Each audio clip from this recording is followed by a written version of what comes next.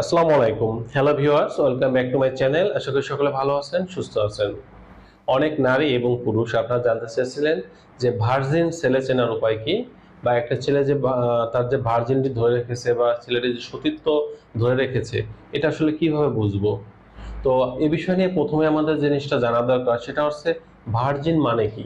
Virgin বা virginity মানে হলো যে পুরুষ এখনো কোনো নারীর সঙ্গে যৌন সম্পর্ক করেনি, বা সে এখনো নিজেকে সৎ হিসেবে ধরে রেখেছে।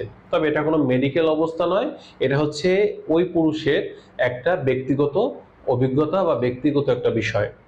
তবে এটা নিয়ে আমাদের সমাজে বা আমাদের বিভিন্ন নানান মানুষের মধ্যে কিছু ভুল ধারণা এটা কিন্তু আসলে আছে। তারা মনে করেন যে একজন পুরুষের শরীরের কিছু গঠন, শরীরের যে কিছু দৈহিক গঠন, অথবা তার লিঙ্গের রং বা শরীরের কোনো নির্দিষ্ট চিহ্ন, এগুলো দিয়ে আসলে নির্ণয় করা যেতে পারে যে ছেলেটি আসলে ভার্জিন কি নন ভার্জিন। এটা সম্পূর্ণ ভুল ধারণা। তবে একটা ছেলের কিছু মানসিক এবং চরিত্রগত দিক থেকে আসলে বোঝা যায়, কিছুটা অনুমান করা যায় যে ছেলেটি ভার্জিন নাকি নন ভার্জিন। চরিত্রগত দিক থেকে যে বিষয়গুলো তার শারীরিক ও মানসিক অবস্থার উপর নির্ভর করে, সেটাকে আমরা দুইটা ভাগে ভাগ করি। প্রথম ভাগটি হচ্ছে তার বিয়ের আগের অবস্থা, আর দ্বিতীয়টি হচ্ছে বিয়ের পরের অবস্থা। আমরা যদি একটা ভার্জিন ছেলের বিয়ের আগের অবস্থা দেখি, তাহলে যেটা দেখা যায় যে সে যখন কোনো মেয়ের সাথে কথা বলবে, তখন সে প্রচন্ড লজ্জা, ভয়, জড়তা এগুলো তার মধ্যে প্রকাশ পাবে।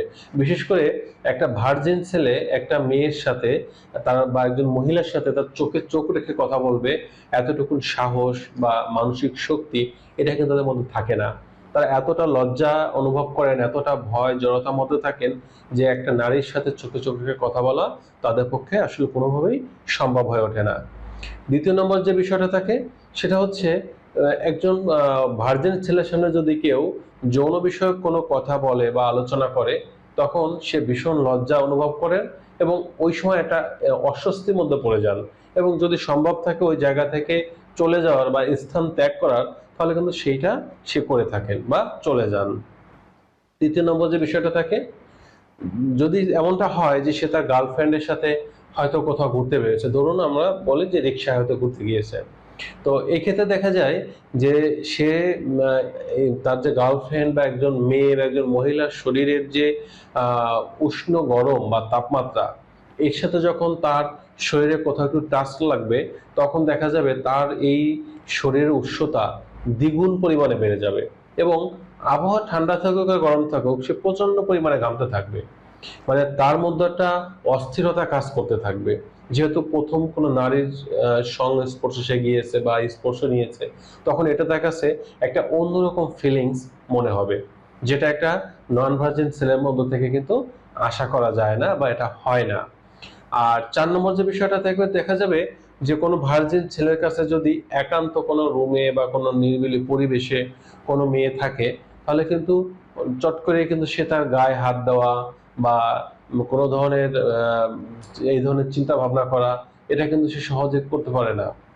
যদি দেখা যায় তার কোনো মেয়ের একটু ছুঁয়ে দেখতে ইচ্ছা করে, স্পর্শ করতে ইচ্ছা করে, তখন সে অনুমতি নেয় বা বলে যে আমি কি একটু হাতটা ধরতে পারি বা কিছু করতে পারি, অনুমতিটা নেয়। আর যারা দেখা যায় নন ভার্জিন, তাদের কিন্তু এই চিন্তাটাই মাথায় আসে না। এবার আসি বিয়ের পরের কিছু চরিত্রগত এবং মানসিক লক্ষণ। বিয়ের পরে দেখা যায় যে সকল ছেলেরা ভার্জিন থাকে, তারা কিন্তু স্ত্রীর সাথে প্রথমে আগে অনুমতি নেওয়ার চেষ্টা করে যে আমি কি তোমার সাথে আজকে মিলন করব, বা তুমি কি মিলন করার অবস্থায় আছো।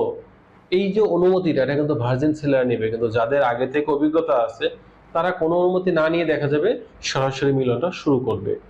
দ্বিতীয় নম্বর যে লক্ষণটা দেখা যাবে, সেটা হচ্ছে যখন সে অনুমতি পাবে, এরপরে তার মধ্যে কিছু আনাড়ি ভাব, অদক্ষতা বা পাগলামি এগুলো দেখা যাবে।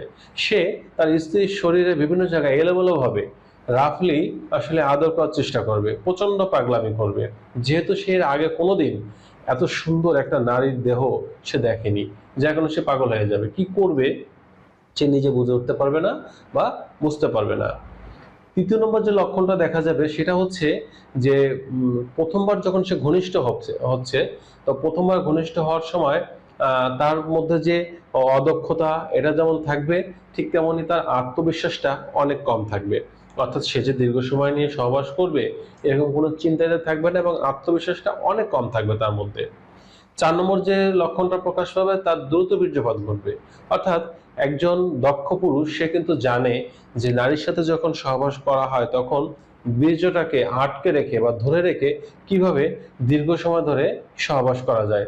কিন্তু যেহেতু তার এই অভিজ্ঞতা নেই সেহেতু দেখা যাবে খুব দ্রুত সে বীর্যপাত ঘটিয়ে ফেলবে। আর ৫ নম্বর যে লক্ষণটা প্রকাশ পাবে সেটা হচ্ছে বীর্যপাত ঘটার সাথে সাথেই সে উঠে যাবে। বীর্যপাত ঘটার পরে যে স্ত্রীকে একটু জড়িয়ে ধরে থাকতে হয়, বুকের মাঝে রাখতে হয়, একটু আলতো আদর চুম্বন করতে হয়, এই যে বিষয়গুলো, এই রোমাঞ্চের জিনিসগুলো কিন্তু সে বুঝবে না, সে দ্রুত কিন্তু উঠে যাওয়ার চেষ্টা করবে বা উঠে যাবে। আর একটা মজার ব্যাপার হচ্ছে ৬ নম্বর যে লক্ষণটা প্রকাশ পাবে সেটা হচ্ছে স্ত্রীর নির্দিষ্ট কিছু অঙ্গ বাদে অন্য জায়গায় আদর করার যে চিন্তা ভাবনা এটা আমার থাকবে না। দেখা যাবে হয়তো সে স্ত্রীর লিপ বা তার ব্রেস্ট এরিয়া অথবা তার ভ্যাজাইনাল এরিয়া এই জায়গাগুলো নিয়ে কিন্তু সে বেশি আকর্ষণ অনুভব করবে বা এই জায়গাগুলোতেই আদর করার চেষ্টা করবে। এই বিষয়গুলো কিন্তু মোটামুটিভাবে একজন ভার্জিন ছেলের মাধ্যমে তার মধ্যে কিন্তু এটা দেখা যায় বা যেতে পারে। এখন বিষয়টা হচ্ছে যেহেতু ছেলেদের কোনো আসলে ওই রকম সতীচ্ছেদ পর্দা নেই যেটা মেয়েদের থাকে, মেয়েদের হাইমেন বা সতীচ্ছেদ পর্দা থাকে যে কোনো মেয়ে যদি প্রথমবার মিলন করে এটা ফেটে যেতে পারে বা ছিঁড়ে যেতে পারে, অথবা তাদের ভ্যাজাইনার কিছু পরিবর্তন, ব্রেস্ট বা শরীরে কিছু গরম দেখে কিছুটা অনুমান করা যায় মেয়েদের ব্যাপারে। কিন্তু ছেলেদের যেহেতু এরকমের কোনো সতীচ্ছেদ পর্দা বা হাইমেন নেই বা এরকম কোনো অঙ্গে বোঝা যায় না যে এটা করলে তার এখানে ফ্র্যাকচার হবে বা জায়গাটা বড় হয়ে যাবে, এরকম কিছু তো নেই। সেহেতু আসলে একজন ছেলে ভার্জিন কি নন ভার্জিন এটা আসলে বুঝে নেওয়াটা আসলে খুব কঠিন এবং কষ্টসাধ্য ব্যাপার, যেহেতু মেডিকেলি ভাবে প্রমাণিত হওয়ার মতো এমন কোনো বিষয় কিন্তু নেই ছেলেদের ব্যাপারে। এই জন্য আপনাদের বলবো যে একজন মেয়ে যদি তার ভার্জিন ছেলে পেতে হয় তাহলে অবশ্যই তার বিয়ের আগে এবং পরে যে লক্ষণগুলো বললাম এই বিষয়গুলো একটু ট্রাই করে দেখতে পারেন। আর সর্বোপরি ব্যাপারটা হচ্ছে আপনি যদি ভার্জিন মেয়ে হন তাহলে অবশ্যই আপনার ভাগ্যে আল্লাহ ভার্জিন ছেলে রাখবেন। আর আপনি যদি ভার্জিন মেয়ে না হন তাহলে ভার্জিন ছেলেটাও আপনার আশা করাটা বোকামি ছাড়া আর কিছুই নয়। তো বন্ধুরা এই ছিল আজকের বিষয়। সকলে ভালো থাকবেন। আর নারী পুরুষের স্বাস্থ্য বিষয়ক জন্য তথ্য পাওয়ার জন্য চ্যানেলটি আপনারা সাবস্ক্রাইব করতে পারেন এবং আপনাদের মতামত থাকলে কমেন্টসে জানাতে পারেন। আজ এ পর্যন্তই।